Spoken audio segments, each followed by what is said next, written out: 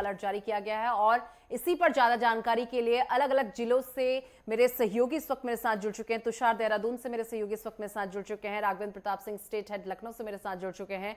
राम कुमार अवतार आजमगढ़ से मेरे सहयोगी इस वक्त मेरे साथ जुड़ चुके हैं।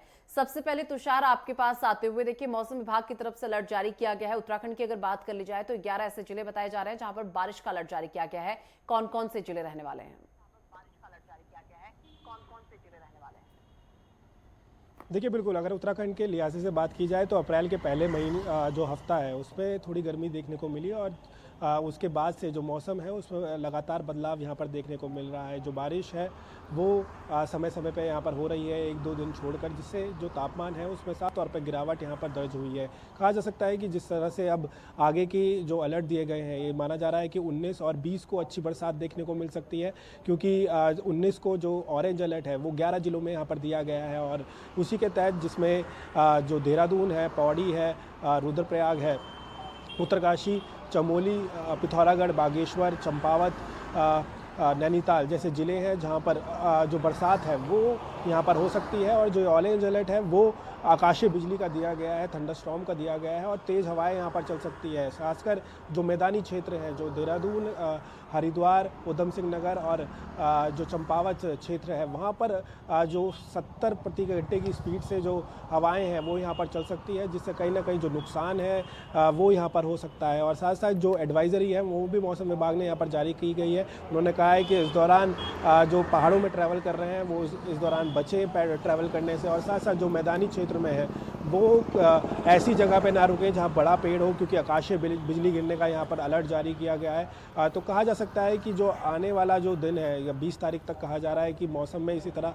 बदलाव, चेंजेस देखने को मिलेंगे। कल भी अगर मैं बात करूं तो देर रात यहां पर बरसात देखने को मिली है, ओलावृष्टि यहां पर हो रही है समय समय पर। तो कहा जा सकता है कि जो उत्तराखंड का मौसम है पूरी तरह से सूक्ष्म है। पहले हफ्ते में ज़रूर थोड़ी गर्मी देखने को मिल रही है, अभी थोड़ी धूप से लोगों को थोड़ी जूझना पड़ रहा है। गर्मी में जो गर्मी की वजह से यहाँ पर तापमान में कहा जा सकता है कि बढ़ोतरी देखने को मिली है, लेकिन शाम तक ये माना जा रहा है, जिस तरह से अलर्ट दिया गया है, कि यहाँ पर बरसात हो सकती है और ख़ासतौर पर जो पर्वतीय क्षेत्र है वहाँ पर भी बरसात हो सकती है। तो चैलेंजेस बहुत हैं, क्योंकि भौगोलिक स्थिति यहाँ की अलग है और उसी के तहत जो आपदा प्रबंधन है और तमाम जो जिला प्रशासन की टीमें और साथ साथ राज्य सरकार है वो हर संभव प्रयास कर रही है कि जो नुकसान हो वो बेहद कम हो। क्योंकि ये इस बार जो केंद्र का मौसम विभाग है, IMD है, उनका ये कहना है कि इस बार 5% अधिक बरसात पूरे देश भर में देखने को मिलेगी, यानी कि 105%। और उत्तराखंड की जिस तरह से लैंडस्लाइड्स यहाँ पर देखने को मिलती है, अत्यधिक जो नाले हैं और नदियाँ हैं वो उफान पे आ जाती है, जिसके कारण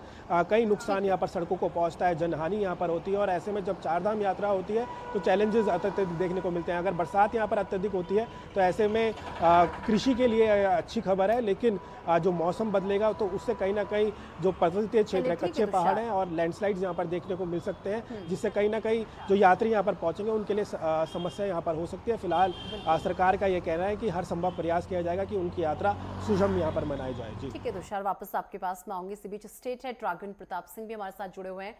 राघवेंद्र, देखिए, यूपी के 45 जिलों में बारिश का अलर्ट जारी किया गया है। ये कौन कौन से जिले रहने वाले हैं? बिल्कुल निशा, इस बार जो 45 जिले मौसम विभाग ने अलर्ट जारी किया है, सर्वाधिक जिले पूर्वांचल से हैं, जिसमें गोरखपुर है, महाराजगंज है, देवरिया है, कुशीनगर है, बलिया है, आजमगढ़ है, जौनपुर है, इसके अलावा बनारस है, चंदौली है, मिर्ज़ापुर है, सोनभद्र है, और बात कर लें विंध्य से सटे प्रयागराज है, इसके अलावा कौशाम्बी है, चित्रकूट है। ये वो ज़िले हैं पूर्वांचल से सटे या प्रयागराज से सटे जहाँ पे रेड अलर्ट आंधी और बूंदाबांदी का जारी हुआ है। वहीं हम बात कर लें शामली की, सहारनपुर की, हाथरस की, गाजियाबाद की, ये वो ज़िले हैं जहाँ पे रेड अलर्ट जारी हुआ है बारिश और आंधी के लिए। तो इस बार के जो 45 जिले जो जारी हुए हैं, जिसमें बहराइच भी है, श्रावस्ती भी है, लेकिन अगर ओवरऑल यूपी के सेगमेंट में देखें तो जो 45 जिले रेड अलर्ट जारी हुए हैं उनमें पूर्वांचल के सर्वाधिक जिले हैं। और ये पूर्वांचल का दुर्भाग्य भी है कि पूर्वांचल में जो ये ज़िले हैं वहाँ पे छोटे सीमांत कृषक पाए जाते हैं जिनके जोतों को आकार छोटा होता है।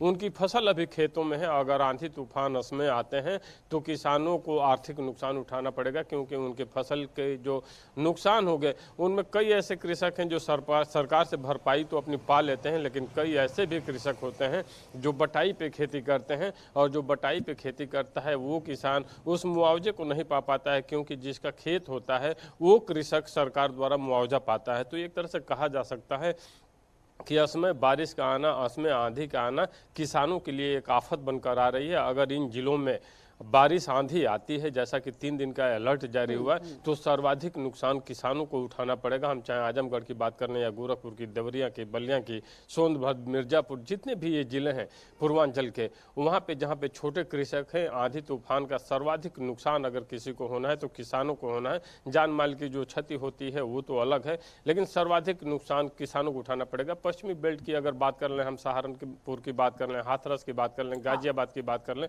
तो यहाँ पे बड़े जूतों के आकार के कृषक हैं। यहाँ पे उस तरह की बहुत ज़्यादा समस्या नहीं होती है, क्योंकि ये लोग कंबाइन से अपने फसल को समय से काट लेते हैं। इनका मार्च एंड या अप्रैल फर्स्ट वीक में कटाई हो जाती है। हालांकि उधर भी अभी कई किसानों के फसल खेत में है, लेकिन सर्वाधिक नुकसान पूर्वांचल में होने वाला है। और अगर 45 जिलों की बात कर लें तो 45 जिले का रेड अलर्ट ये बताता है मौसम विभाग द्वारा कि 3 दिन जो आंधी और ओलावृष्टि, तूफान, बारिश आएगी, इसमें सर्वाधिक नुकसान पूर्वांचल को देखने को मिलेगा। जी निशा। ठीक है राघवेंद्र, चलिए इसी बीच अनिरुद्ध मिश्रा मेरे सहयोगी, उन्होंने भी हमें ज्वाइन कर लिया बहराइच से। अनिरुद्ध, तो आपके पास मैं आऊंगी, लेकिन उससे पहले मैं राम अवतार उपाध्याय के पास जाऊंगी। काफी समय से मेरे सहयोगी आजमगढ़ से मेरे साथ जुड़े हुए हैं। राम अवतार, जिस तरीके से बात मौसम की हो रही है, हालांकि अभी तो यहाँ पर चटक धूप देखने को मिल रही है, लेकिन मौसम की स्थिति क्या बनी हुई है आजमगढ़ में?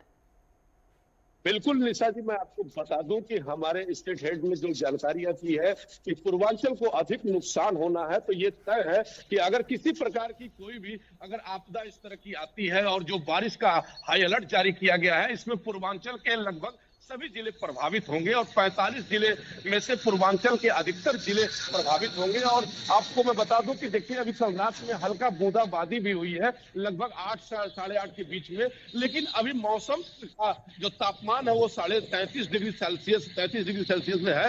लेकिन कहीं न कहीं किसानों के अभी भी जो गेहूं की फसलें हैं वो खेतों में अभी भी है, और चूंकि इसके 15 दिन और 1 हफ्ते के बीच में कई बार बारिशें भी हुई है और आकाशीय बिजली भी गिरी थी, जिसमें 1-2 मौतें भी हुई थी। लेकिन नुकसान अगर पूरे इस अलर्ट का अगर देखा जाएगा तो ये पूर्वांचल में होगा, जैसे कि प्रयागराज से लेके आजमगढ़, गोरखपुर सहित ये सब जितने भी पूर्वांचल के जिले हैं, इस पर काफी इस जो अलर्ट जारी किया गया है। अगर आफत की बारिश होती है तो किसानों के लिए मुसीबत बन जाएगी, और किसान अभी तक पूरी तरह से गेहूं अपनी काट करके घर में नहीं रख पाया है, और इस गेहूं के साथ साथ जो पशुओं का चारा होता है वह भी निशा जी पूरी तरह से अभी खेत में ही है, जो कि पशु को भी नुकसान होना है, उसके चारे नहीं मिल रहे हैं, तो किसानों के अनाज भी नुकसान होंगे। यानी चाहे वो मानव हो, हर किसी को इसका नुकसान उठाना पड़ेगा।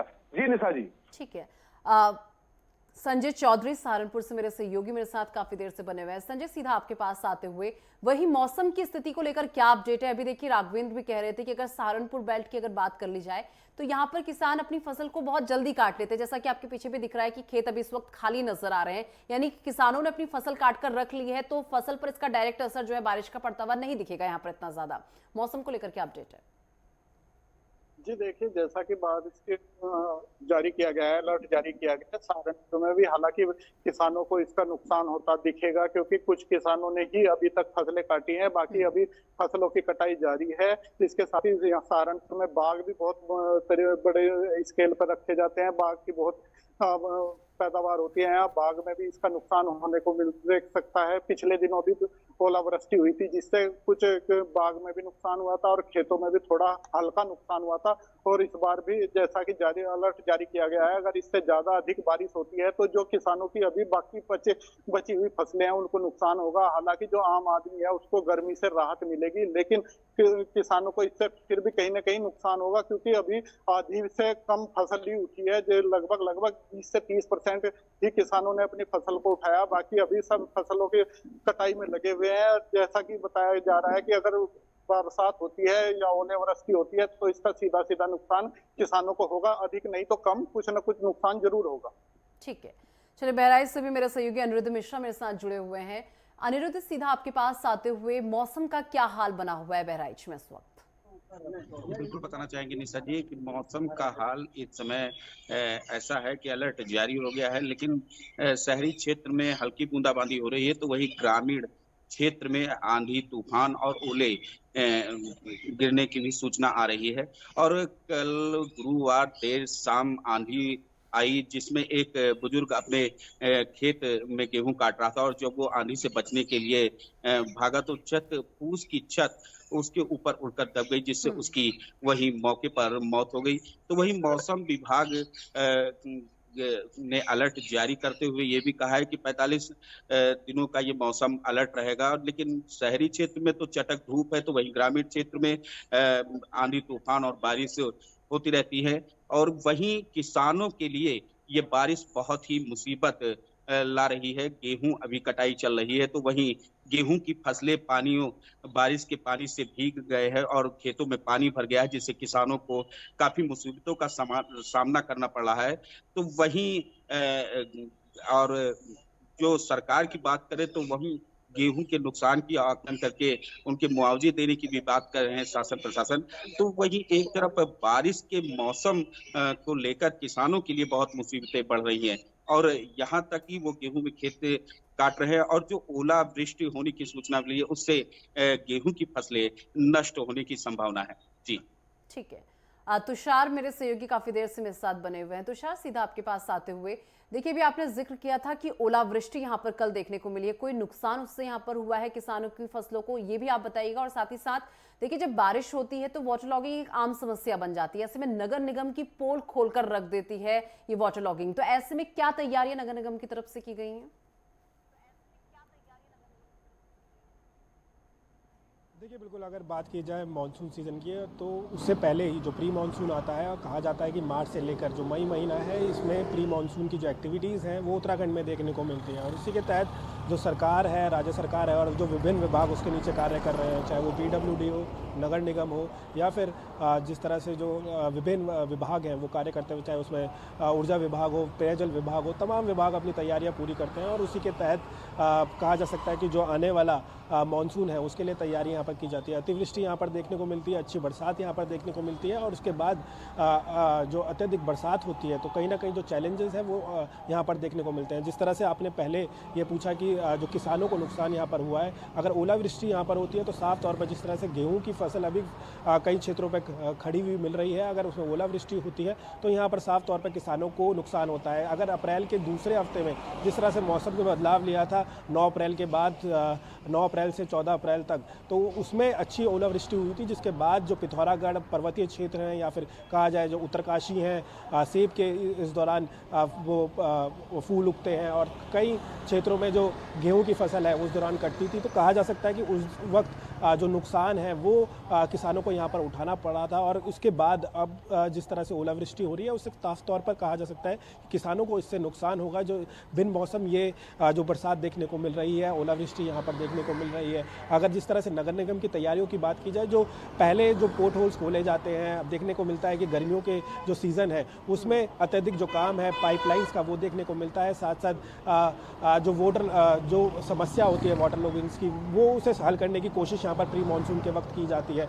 नगर निगम का साफ तौर पर कहना है कि सभी पार्षदों जो 100 वार्ड है देहरादून के, उनसे यहाँ पर हमने सुझाव ले लिए हैं कि कहाँ पर काम चल रहा है और कब तक ये काम खत्म हो जाएगा, क्योंकि हमें मानसून से पहले काम खत्म करना होगा। क्योंकि वाटर ब्लॉगिंग की जो समस्या है वो राजधानी में देखने को मिलती है, और इससे जो बरसात यहाँ पर हो रही है उससे जो डेंगू के मामले भी हैं वो लगातार बढ़ते हुए नजर आ रहे हैं। क्योंकि स्वास्थ्य विभाग भी पूरी तरह से यहाँ पर आशंका में है कि किस तरह से जो डेंगू के मामले हैं वो समय से पहले यहाँ पर हो रहे हैं, क्योंकि जिस तरह से मौसम में परिवर्तन देखने को मिल रहा है, जो बिन जो बरसात है वो यहाँ पर देखने को मिल रही है, जिससे कहीं ना कहीं जो डेंगू के मामले हैं वो यहाँ पर साफ तौर पर बढ़ते हुए नजर आ रहे हैं। 20 से अधिक जो मामले हैं वो देहरादून शहर में ही हैं। तो कहा जा सकता है कि जो समस्या है वो अत्यधिक देखने को मिल रही है, और नगर निगम इसके लिए पूरी तरह से तैयार है।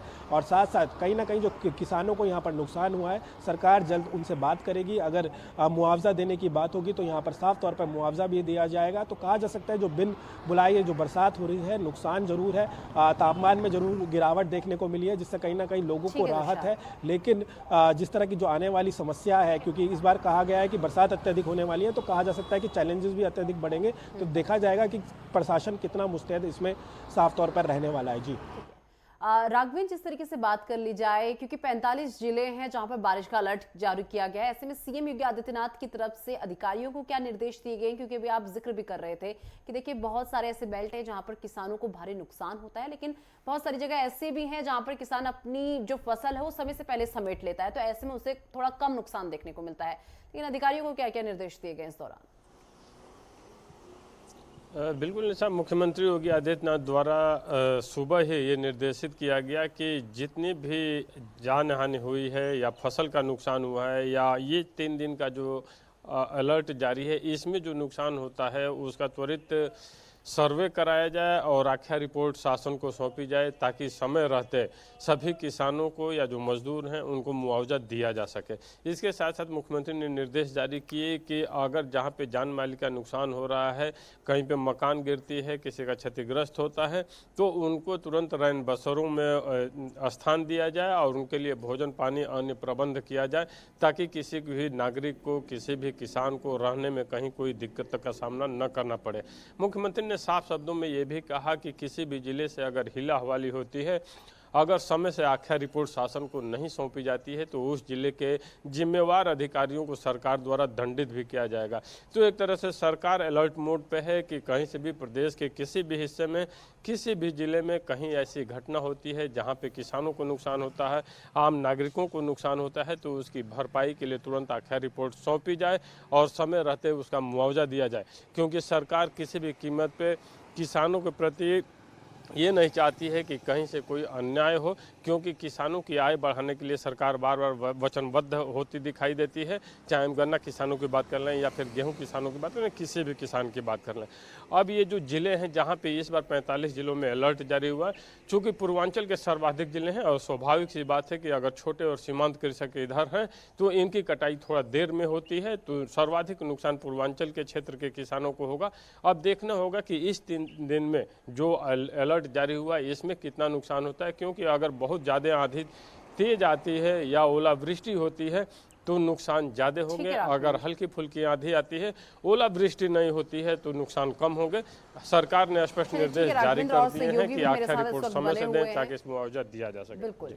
राम अवतार, सीधा आपके पास आते हुए, देखिए वही बात कि जलभराव की स्थिति जो है बहुत ज्यादा देखने को मिलती है। क्या तैयारियां नगर निगम की तरफ से की गई हैं, क्योंकि कहीं वो पुरानी तस्वीर तो रिपीट नहीं होने जा रही है, या उस पर काम चल रहा है इस वक्त? बिल्कुल निशा, सही सवाल खड़ा किया है कि क्या पुरानी तस्वीरें तो फिर या पुरानी हालात तो नहीं है।